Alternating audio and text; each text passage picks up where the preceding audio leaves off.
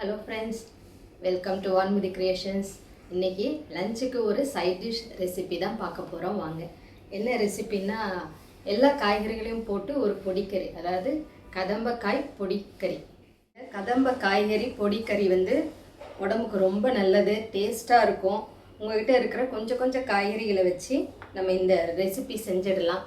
இது ஒரு ஆரோக்கியமான சைட் டிஷ்ஷு. இது சாம்பார் சாதம், ரச சாதம், தயிர் சாதம் எல்லாத்துக்குமே பெஸ்ட்டு காம்பினேஷனாக இருக்கும். கண்டிப்பாக நீங்கள் ஒரு தடவை செஞ்சு பாருங்கள் ஃப்ரெண்ட்ஸ். இதுக்கு ஃபஸ்ட்டு பொடி செய்கிறதுக்கு என்னென்ன தேவை அப்படிங்கிறத பார்த்துடலாம். கடலைப்பருப்பு 2 டீஸ்பூன், உளுத்தம்பருப்பு 2 டீஸ்பூன், தனியா ஒரு 3 டீஸ்பூன் வச்சுருக்கேன். இந்த பொடிக்கு கொப்பரை தேங்காய், பாதி அளவு கொப்பரை தேங்காய், 2 டீஸ்பூன் பொட்டுக்கடலை, காஷ்மீரி சில்லி 2 கலருக்கு, நார்மல் மிளகாய் ஒரு 4 எடுத்திருக்கேன் காரமுக்கு, ஒரு டீஸ்பூன் ஜீரகம், மிளகு 1 டீஸ்பூன். பொடி செய்கிறதுக்கு இதுதான் தேவையான பொருட்கள். நீங்கள் இந்த பொட்டுக்கடலைக்கு பதில் வேர்க்கடலை கூட போட்டுக்கலாம். இந்த பருப்பு வகை எல்லாத்தையுமே எண்ணெய் இல்லாமல் ட்ரை ரோஸ்ட் பண்ணிக்க போகிறோம். இதுக்கு என்னென்ன காய் போடுறேன் அப்படிங்கிறத பார்க்கலாம் வாங்க. பீன்ஸ் எல்லாம் ஒரு 3-4 பீன்ஸ் எடுத்திருக்கேன். கொஞ்சமாக கருணக்கிழங்கு இந்த சைஸில் கட் பண்ணிக்கோங்க. அவரைக்காய் ஒரு 3 அவரைக்காய் போட்டிருக்கேன். இது பாதி கேரட் இந்த மாதிரி கட் பண்ணிக்கோங்க. ஒரு மீடியம் சைஸ் உருளைக்கிழங்கு, அதுக்கப்புறம் 2 கத்திரிக்காய். இது சமைக்கும்போது கட் பண்ணி போட்டுப்பேன். 2 பச்சை மிளகாய். இந்த ரெசிபிக்கு வெங்காயம் கம்மியாக இருந்தால் போதும்.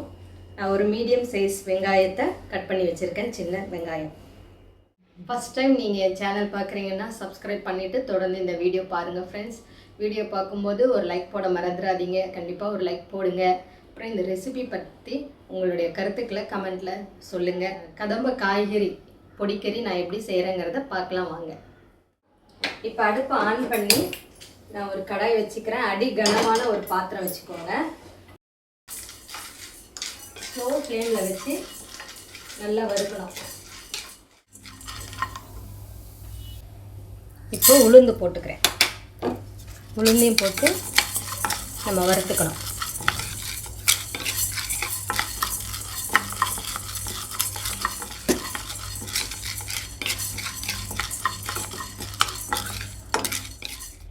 மல்லி,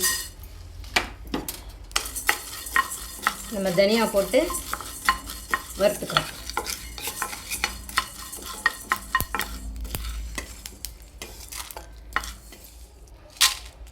நம்ம எடுத்து வச்சுருக்க காஞ்ச மிளகாயை போட்டு நம்ம லேசாக வறுத்துக்கிறோம்.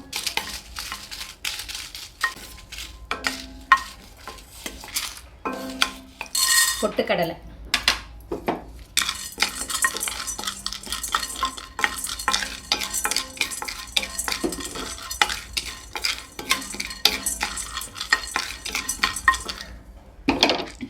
மிளகு,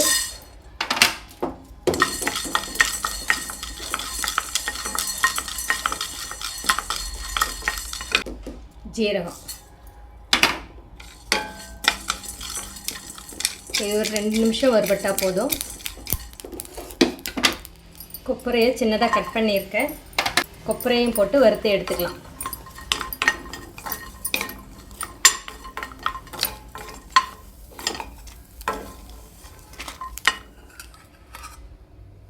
பாருங்கள், எண்ணெய் நல்லெண்ணெய் தான் நான் ஊற்றுறேன். இது 2 டீஸ்பூன் இருக்கும் நல்லெண்ணெய். தேங்காய் எண்ணெயில் செஞ்சாலுமே நல்லாயிருக்கும். கடுகு, கொஞ்சமாக ஜீரகம், உளுத்தம்பருப்பு எல்லாம் போட்டுட்டு வெங்காயம், நம்ம எடுத்து வச்சுருக்க வெங்காயம், கருவேப்பிலை,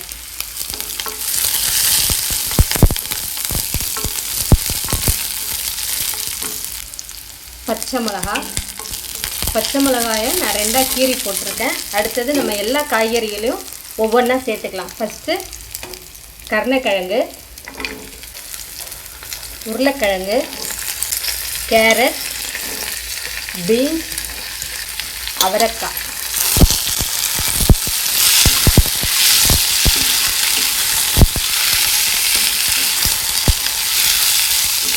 காய்கறி இந்த எண்ணெயில் நல்லா வதங்கட்டும். இந்த பொடிக்கறிக்கு வேணுங்கிற உப்பு டேஸ்ட் பார்த்துட்டு அப்புறமா கூட நம்ம சேர்த்துக்கலாம். 1/2 டீஸ்பூன் மஞ்சள்தூள், பெருங்காயம், 2 கத்திரிக்காய் வச்சுருந்தேன் இல்லையா, அந்த கத்திரிக்காயை இப்போ போட்டுக்கிறோம். எல்லாத்தையும் நல்லா மிக்ஸ் பண்ணிப்போம்.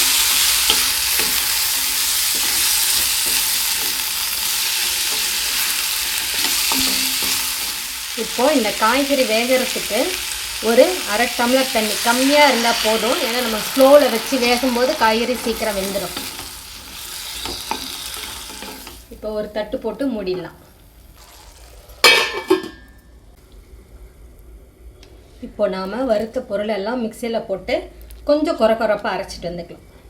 2 நிமிஷத்துக்கு ஒரு தடவை இந்த காய்கறியை பிரட்டி விடணும். காய்கறியை மிக்ஸ் பண்ணால் தான் நல்லா வேகும். இந்த காய் ரொம்ப குழைய வேகக்கூடாது. உருளைக்கிழங்கு வெந்துருச்சுனால எல்லா காய்கறியும் வெந்துடும். இப்போது நம்ம வறுத்ததெல்லாம் அரைச்சிட்டு வந்தாச்சு. பாருங்கள், இந்த மாதிரி கொஞ்சம் கொரப்பாக தான் இருக்கணும். அப்போ தான் நல்லாயிருக்கும். பருப்பு, தேங்காய், காஞ்ச மிளகாய் எல்லாம் ரொம்ப நைஸ் பவுடராக வேண்டாம். இந்த மாதிரி அரைச்சிக்கோங்க. இதை ஒரு ஏர்டைட் பாக்ஸில் போட்டு ஒரு வாரத்துக்கு நம்ம கத்திரிக்காய், உருளைக்கிழங்கு, வாழைக்காய் இதெல்லாம் தனியாக செய்யும்போது கூட இந்த பவுடரை போட்டு செய்யலாம். பாருங்கள், உருளைக்கிழங்கு கட் ஆகுது. எல்லா காய்கறியும் இந்த அளவு மட்டும் வெந்தால் போதும், ரொம்ப குழையக்கூடாது. இப்போது இந்த பொடியிலேருந்து நான் ஒரு 2 டீஸ்பூன் எடுத்து போட்டுக்கிறேன். இந்த பொடியை போட்டு நம்ம கலந்துப்போம். உங்களுக்கு இன்னும் கொஞ்சம் தேவைன்னா டேஸ்ட் பார்த்துட்டு சேர்த்துக்கோங்க.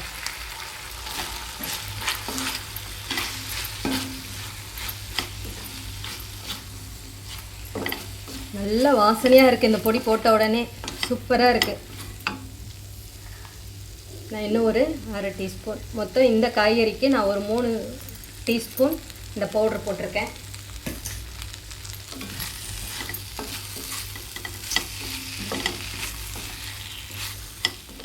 நான் கடைசியாக கொஞ்சமாக தேங்காய் எண்ணெய் ஊற்றிக்கிறேன். இது ஆப்ஷன் தான், உங்களுக்கு வேணும்னா ஊற்றிக்குவாங்க, இல்லைன்னா வேணாம். எனக்கு இந்த தேங்காய் எண்ணெயோட வாசனை ரொம்ப பிடிக்கும்.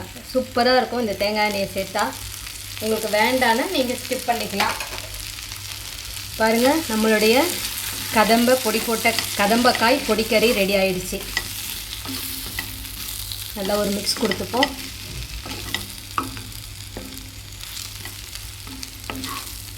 எல்லா சாதத்துக்கும் சூப்பரான சைட் டிஷ்ஷு. எப்போதும் ஒரே மாதிரி செய்யாமல் இதே மாதிரி ஒரு தடவை பண்ணி பாருங்கள். பசங்க ஒரே டிஷ்ஷில் எல்லா காய்கறியும் சாப்பிட்ட மாதிரி இருக்கும். கொஞ்சம் கருவேப்பிலை போட்டுக்கிறேன்.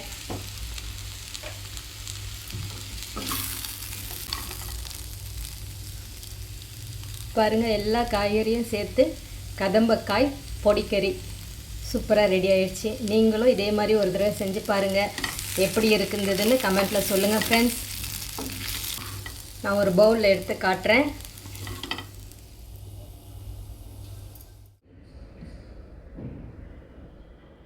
இப்போ எங்கள் வீட்டு ஸ்பெஷல் கதம்பக்காய் பொடிக்கறி ரெடி ஆயிடுச்சு.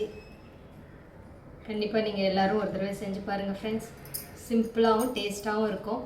எல்லா காய்கறியும் நம்ம ஒரே ரெசிப்பியில் சாப்பிட்ட மாதிரி இருக்கும். உங்களுக்கு பிடிச்ச காய்கறிகள்லாம் சேர்த்துக்கோங்க.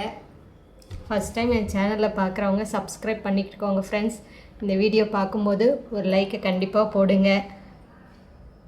இந்த ரெசிபி உங்களுக்கு கண்டிப்பாக நீங்கள் செஞ்சு பார்த்துட்டு உங்களுடைய கருத்துக்களை கமெண்ட்டில் சொல்லுங்கள். இந்த ரெசிபி பிடிச்சிருந்தா லைக் பண்ணுங்கள், ஷேர் பண்ணுங்கள், கமெண்ட் பண்ணுங்கள் ஃப்ரெண்ட்ஸ். தேங்க்ஸ் ஃபார் வாட்சிங்.